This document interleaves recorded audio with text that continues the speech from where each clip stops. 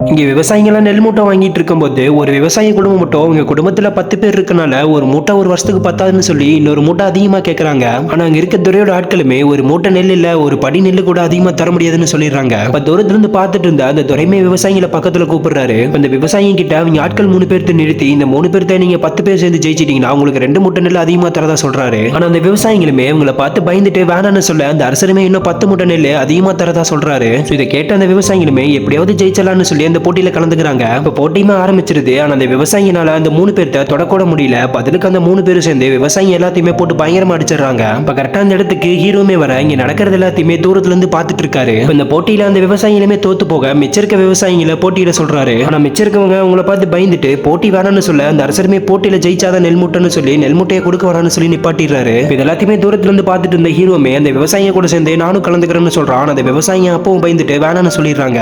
இப்ப ஹீரோமே தனியாளா கலந்துக்கிறேன்னு சொல்ல அந்த துறையுமே இதை கேட்டுட்டு நீ மட்டும் போட்டியில ஜெயிச்சுட்டா இங்க இருக்க எல்லா நெல் மூட்டையும் உனக்கே தரேன்னு சொல்லிடுறாரு. இப்ப போட்டியுமே ஆரம்பிச்சு நம்ம ஹீரோமே அந்த துறையோட ஆட்கள் எல்லாத்தையுமே போட்டு பயங்கரமா அடிச்சு அந்த போட்டியிலுமே ஜெயிச்சிடறான். இதை பார்த்த அந்த துறையுமே நம்ம ஹீரோட திறமையை பார்த்து ஆச்சரியப்படுறாரு. இப்ப நம்ம ஹீரோமே அவன் ஜெயிச்ச நெல் மூட்டையெல்லாம் அந்த விவசாயிகளுக்கே கொடுக்க சொல்லிடுறான்.